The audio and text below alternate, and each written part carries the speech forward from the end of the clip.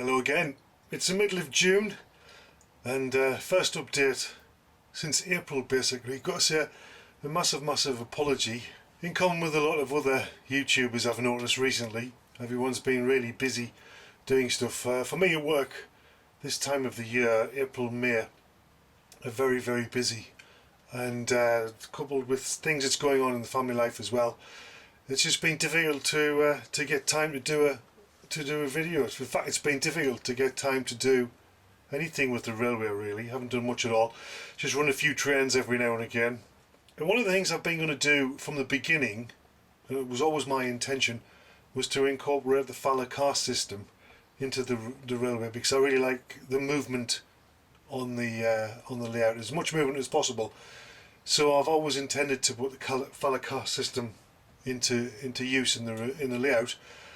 And I bought a Falla starter set and a few bits and pieces probably 18 months ago, and they've been in storage.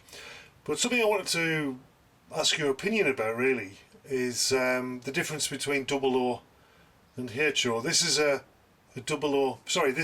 HO Falla Transit, Mark 1 Ford Transit, but it's HO. So do you think the difference between HO, the physical size difference between HO and double O, is sufficient to notice that I should do something about it? If that was the HO version, this is an Oxford die-cast double O version, 1/76 scale obviously, of the same Mark 1 Transit, and you can see straight away it's physically bigger. It's even more apparent if I now put them side by side.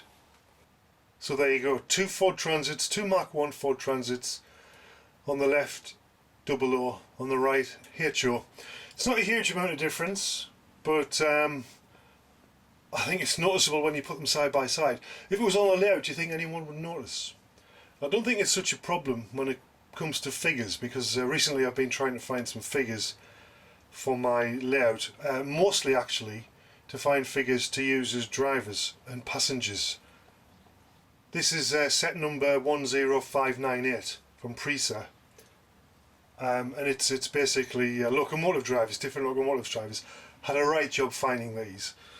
Eventually I think I got them from Germany, and it was still cheaper than some of the sites that were trying to sell them. Most places are out of stock, but never mind, that's by the by. So these are drivers, and I think with drivers then it's not such a problem, the height difference. In fact, I'm not sure if it's a problem at all with figures, because if you think of double O, it's 4mm to the foot, so a 6 foot person would be 24mm tall. A 6 foot person in HO will be 21mm tall.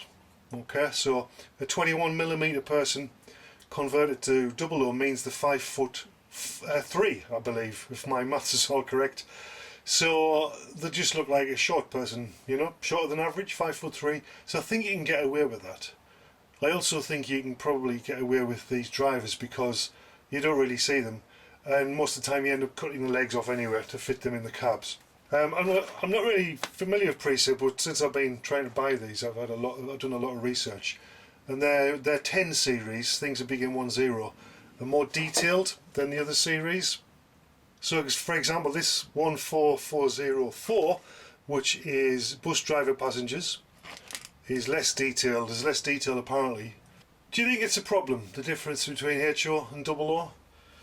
I really don't think it's a problem with people, because as I said, a 6 foot person in double O, 6 foot person in HO, it would apparently be 5'3" in double O. Is that a problem? I don't think it is, to be honest, but I'm not so certain for the Bubblecar system. So there's the front view of the transits. I don't know, what do you think? I actually bought these two with the intention of putting the mechanism of the Falla Transit on the right into the Oxford diecast one, modifying it slightly, because there's some YouTube videos about people modifying. It looks very fiddly, and I don't think I've got the skills just yet to do it, but it's something I would certainly like to have a go at, is modifying it. But since I actually bought both of these models and the Falla starter set,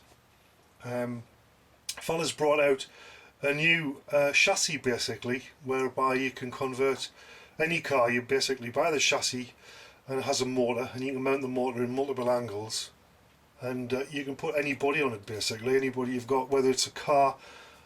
They also do a lorry bus version, I think, slightly bigger chassis, which is great. Obviously there's also different in the wheels, but I mean, how far are you going to take it, do you think? Is it noticeable, the wheel difference? Can you imagine the body on the left, on the chassis on the right? Would the wheels look wrong? Am I looking too much into this? I don't know. But I do like the Bubblecar system. I think it's a great system if you want to have more movement, because the railway moves, but the cars don't. They always look a bit weird, I think, somehow. So I'll be interested to know what you think about the difference between Double O and HO. Leave a comment if anyone has any strong opinions. Something else I've been doing just this last couple of weeks actually is getting all the instruction leaflets you get inside the model locomotives when you buy them and scanning them. We have the ability to work. We've got a scanning machine, so it does it very quickly and it converts them to PDF. And the fact that they're different sizes, it's a bit of a bugbear for me. So I much prefer it if I've got an electronic version, and it means I can have it on the computer in front of me should I ever need to do any work on the logo. I wonder if it would be worthwhile to create some sort of PDF library of scanned instructions for locomotives for people to retrieve should you lose theirs, because none of the manufacturers' websites I've checked seem to carry particularly vast libraries of old locomotive instruction sheets. So it might be worth having, I don't know. I'd be interested to know what you think about that one. Now, if you've been following my channel for any length of time, you'll know way back in the day when I was building the baseboards, I accidentally created a dip here by leaning on the sundial. I think that's what caused it. And it's been a bugbear for a long time. I thought I'd fixed it by soaking the sundial from both sides and then forcing it up from the bottom. But a few weeks ago, actually I think it was about a month ago, a YouTube viewer said the dip was back, and I was aware that before they said it, that it was coming back in fact. I'm not quite sure why, it's some sort of memory thing, I don't know, with the sundial, but it was starting to dip again. So this time what I thought I'll try and do, I'll try and pack out the dip, see if I can get rid of it this way. So this is what it looks like now, and as you can see right at the front here, what I did was I bought a multi-pack of plastic card from eBay, different thicknesses, and basically I've cut them into strips, same width as the cork more or less, a little bit wider in some instances, and I've used it to, I loosened all the track pins in the track, lifted the track up, and then I tried to pack it underneath to raise the track up, and then once I got it roughly level I pinned it back down again. That was the plan, and it seems to have worked. Some bits are more packed than others. Right, I've took the camera off the tripod, so excuse the shaky hands, to try and give you a better look at how it's packed out. It's not tidy at all, this, especially this bit here. As you can see, there is a lot of packing under there. That's probably where the dip was at the worst part. Lots of different thicknesses. So you start off, obviously, the deepest part of the dip is where it's most well packed, and then you use thinner and thinner pieces of plastic card to even it out.